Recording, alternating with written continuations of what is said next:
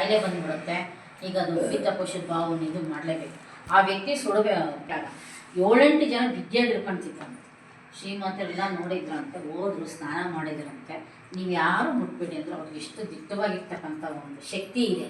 ಸುಮ್ಮನೆ ಹೋಗಿ ಮಲ್ಕೊಳ್ತಾರೆ, ಆ ಬೋರೆ ಗಿಡ ಸುತ್ತಾರೆ, ಹೊಟ್ಟೆ ಮೇಲೆ ಒಂದು ಬಾಳೆದೆಲೆ ಇಡ್ತಾರೆ, ಅದ್ರ ಮೇಲೆ ಅದನ್ನು ಇಟ್ಬಿಟ್ಟು ಒಂದು ಚೂರು ಕೂಗಲಿಲ್ಲ ಅಂತ, ಅಮ್ಮ ಅಂತ ಕೂಡ ಅಂದಿಲ್ಲ ಅಂತ.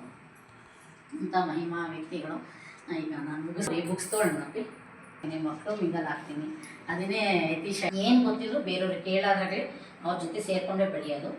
ಅವರೆಲ್ಲರೂ ಹಂಗೆ ಅಮ್ಮ ಅವ್ರು ಕೇಳಿದಾಗ ಅವ್ರಿಗೆ ಕೊಡೋದು. ಅವ್ರಿಗೆ ಇಷ್ಟ ಹೇಳ್ತೀವಿ, ಕಣ್ಣುಗಳು ನೋಡ್ರಿ ನಿಮಗೆ ಆಗಲ್ವಾ, ಒಂದು ಪೇಜ್ ಓದಿ, ಅಷ್ಟೇ ಒಂದು ಪೇಜ್ ಓದಿ. ಎಷ್ಟು ಮನ್ಸಾಗೋ ಎಷ್ಟೋ ಜನ ಬಂದೇಳು, ಯಾರು ಬೇಡ. ನನ್ನ ಜೀವನದಲ್ಲಿ ಎಷ್ಟು ಸಾರಿ ಓದಿನ ಗೊತ್ತಿಲ್ಲ, ಇತ್ತೀಚೆಗೆ ಆಗ್ತಾ ಇಲ್ಲ. ಮತ್ತೆ ಪ್ರಾಣ ನವರಾತ್ರಿಯಲ್ಲಿ ನಾನು ಇದನ್ನು 9 ದಿನದಲ್ಲಿ 750 ಪುಟಗಳು ಮುಗಿಸಿದ್ದೀನಿ. ಎಷ್ಟು ಪ್ರವೇಶ ಓದಿದಾಗ ಒಂದು ಸ್ವಲ್ಪ ಬೋರ್, ಆಮೇಲೆ ಒಂದು ಸರಿ ಓದಿದಾಗ ಒಂಥರ ಅರ್ಥ ಆಗುತ್ತೆ, ಇನ್ನೊಂದು ಸರಿ ಓದಾಗ ಇನ್ನೂ ನಾವು ಹಾಳಾಗಿ ಹೋಗ್ತೀವಿ, ಮತ್ತೆ ಮತ್ತೆ ಓದಿದಾಗ ಇನ್ನೂ ಹಾಳಾಗಿ ಹೋಗ್ತೀವಿ. ಇದು ಒಂದು ಪೇಜ್ ಓದಿ, ರಾತ್ರಿ ಮಲಗುವಾಗ ಒಂದು ಪೇಜ್ ಓದಿದರೆ ಮನುಷ್ಯಂತೂ ಶಾಂತಿ ಸಿಗುತ್ತೆ. ಆ ತಾಯಿ ಎಷ್ಟು ಶಾಂತಿ ಕೊಡ್ತಾರೆ ಅಂದರೆ ಅಷ್ಟು ಶಾಂತಿಯನ್ನು ಕೊಡೋದಂತೂ ಗ್ಯಾರಂಟಿ. ಅಷ್ಟೇ ಅಲ್ಲ, ನನಗೆ ಮೈ ತುಂಬ ಕಲೆಗಳು ಗಾಯ ಆಗಿತ್ತು. ಮೇಡಮ್ ಅವ್ರು ನೋಡಿದರೆ, ಪಕ್ಕದ ಮನೆಯಲ್ಲೇ ಇದ್ವಿ ನಾವು. ಎಷ್ಟಿದ್ರು ಕೂಡ ನಾನು ಡ್ಯೂಟಿ ಮಾತ್ರ ಒಂದು ದಿವಸ ಅರ್ಜೆಂಟ್ ಹಾಕಿಲ್ಲ. ರಾತ್ರಿ ಮನೆಗೆ ಬಂದರೆ ಹುರಿ, ಒಳಭಾಗದಿಂದ ಹುರಿ. ದಾವಣಗೆರೆ ತೋರಿಸಿದೆ, ಚಿತ್ರದುರ್ಗ ತೋರಿಸಿದೆ, ಕೊನೆಗೆ ಇದು ವೈನಪ್ಪ ಇಲ್ಲಿದೆ ಮಂಗಳೂರು ಹತ್ರ ಏನಪ್ಪಯ್ಯ, ಅಲ್ಲಿಗೂ ಹೋಗಿದ್ವಿ. ಇಷ್ಟೆಲ್ಲ ಆದರೂ ನನ್ನ ಕೈಯಿಂದ ಆಗ್ತಾಯಿಲ್ಲ, ತಡ್ಕೊಳಕ್ಕೆ ಆಗ್ತಾಯಿಲ್ಲ. ಒಂದು ದಿವಸ ನನಗೆ ಬದುಕಲೇಬಾರ್ದಪ್ಪ ಅನ್ಸೋ ಅಷ್ಟು ಒಳಭಾಗದಿಂದ ನೋವು ತಡೆಯೋಕ್ಕಾಗ್ತಾಯಿಲ್ಲ. ಅಳ್ತಾ ಇದ್ದೀನಿ ಸುಮ್ಮನೆ.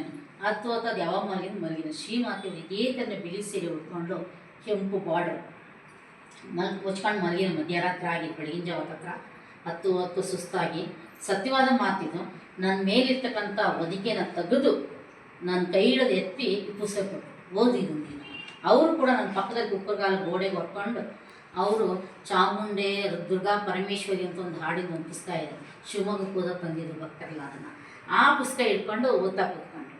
ನನಗೆ ಅವ್ರು ಭಾಳ ಖುಷಿ. ಆದ ತಕ್ಷಣ ಬೆಳಗ್ಗೆ ಮಾಸ್ಟರ್ ಮಾಡಿದ್ರು ನನಗೆ ಫೋನ್. ಆ ತಾಯಿ ಮಾಡಿಸಿದ್ಲೇನೋ, ಇಲ್ಲ ನೀವು ಮಣಿಪಾಲಿಗೆ ಹೋಗ್ರಿ, ಇಂಥ ಡಾಕ್ಟರ್ ಹತ್ರ ಅವ್ರು ಸತೀಶ್ ಪೈ ಅಂತಿದ್ದಾರೆ, ಅವ್ರ ಹತ್ರ ನಾವು ಅಂತ ಇಷ್ಟೇ ನಾವು ಇಬ್ಬರು, ನಾನು ನಮ್ಮ ಮನೆಯವರು ತೋರಿಸ್ಕೊಂಡಿದ್ರು. ಅವಾಗಿಂದ ಒಂದು ಬದಲಾವಣೆ ಆಯಿತು. ಇಲ್ಲ ಅವರು ಮಾತಾಜಿಯವರು ಅವ್ರ ಮನೆ ಬರೀ 9 ಗಂಟೆ ನಾವೆಲ್ಲರೂ ಕೆಲಸ ಮುಗಿಸ್ಕೊಂಡು ಸಾವಿತ್ರಮ್ಮ ಅವ್ರ ಮನೆ ಬಾಗಿಲಿಗೆ ಇವರು ನಾವೆಲ್ಲ ಇದ್ದರೆ, ನನ್ನ ಮಗಳು 6 ತಿಂಗಳು ಪಾಪ ಹೆಗಲ ಮೇಲೆ ಇಷ್ಟು ದಪ್ಪ ಇತ್ತು, 9 kg ಇದ್ಲು.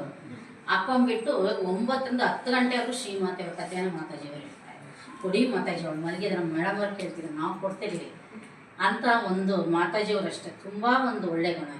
ಅವ್ರು ಏನಾದ್ರು ಶಿಸ್ತು ಪಾಲನೆ ಮಾಡ್ತಾರೆ. ಶಿಸ್ತು ಬೇಕು ಅವ್ರಿಗೆ. ಮಾತು, ಹರಟೆ ಹೊಡೆಯೋದು ಇವೆಲ್ಲವನ್ನು ಅವರು ಇಷ್ಟಪಡೋದೇ ಇಲ್ಲ. ಆಮೇಲೆ ನನ್ನ ಫ್ರೆಂಡ್ ಒಬ್ಬಳು ದಾರಿಯಲ್ಲಿ ಸಿಕ್ಕಳು, ಟೀಚರೇ ಅವಳು. ಬಾರ್ತೆ ನನಗೆ ಭಾಳ ಬೇಜಾರಾಗಿದೆ ಅಂತ ಏನೋ ಹೇಳ್ಕೊಂಡ್ರು. ಅದಕ್ಕೆ ಆಶ್ರಮದ ಅವತ್ತೇನೋ ಶ್ರೀಮಾತೆ ಜಯಂತಿ ಇತ್ತು, ಪಾಂಪ್ಲೆಟ್ ಕೊಟ್ಟೆ. ರಾತ್ರಿ ಬಾರೆ, ರಾತ್ರಿ ಊಟ ಇತ್ತು, ಹೋಳಿಗೆ ಊಟ.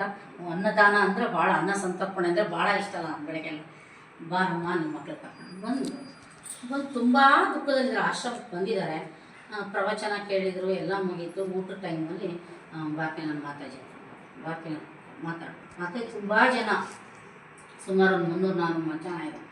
ಆ ಬಿಜಿ ಒಳಗೂ ಪಾಪ ಅವಳು ಅಳ್ತಾ ಇದ್ದಾಳೆ ಅಂದ್ಬಿಟ್ಟು ಮಾತಾಜಿ ಅವ್ರು ಏನೋ ನಿಮಗೆ ತಕ್ಷಣ ಅವ್ರ ಕಷ್ಟಗಳೆಲ್ಲ ಪರಿಹಾರ ಆಗಿದೆ. ಏನಿತ್ತು ಅವಳ ಜೀವನದಲ್ಲಿ ಭಾಳ ಕಷ್ಟಪಡೋದು. ಸಿಕ್ಕು ಮತ್ತೆ 5-6 ತಿಂಗಳು ಸಿಕ್ಕಳು. ಕ್ಲೋಸ್ ಇದ್ದೀವಿ, ಬಟ್ ಹೇಳ್ಕೊಳ್ಳಲ್ಲ ಅಷ್ಟಕ್ಕಷ್ಟೇ ಅಲ್ವಾ. ಏನು ಭಾಗ್ಯ ಬರಲೇ ಇಲ್ವಲ್ಲ ಆಶ್ರಮಕ್ಕೆ ಅಂತಂದ್ರೆ, ಕಷ್ಟಗಳೆಲ್ಲ ಪರಿಹಾರ ಆದ್ಮೇಲೆ ಆಶ್ರಮ ತಗೊಂಡು ನಾವೇನು ಮಾಡೋದು. ನಾನು ಇವತ್ತುಗಳಿಗೆ ಬಾ ಅಂತ ಕರಿಯ, ನಿಜವಾಗ್ಲೂ ಹಂಗೆ ಅಂತಿತ್ತು. ನನಗೆ ಇವತ್ತು ನೋಡಿದ ತಕ್ಷಣ ಓಟ್ ಕೇಳಕ್ಕೆ ಬರ್ತಾರೆ, ಎಲೆಕ್ಷನ್ಗೆಲ್ಲ ನಿಂತ್ಕೊಳ್ತಾರೆ, ಓಟ್ ಕೇಳ್ತಾರೆ, ಚೆನ್ನಾಗೂ ಮಾತಾಡಿಸ್ತಾರೆ. ಆದರೆ ಆ ಮಾತು ನನಗೆ ಭಾಳ ನೋವಾಯಿತು. ನಾವು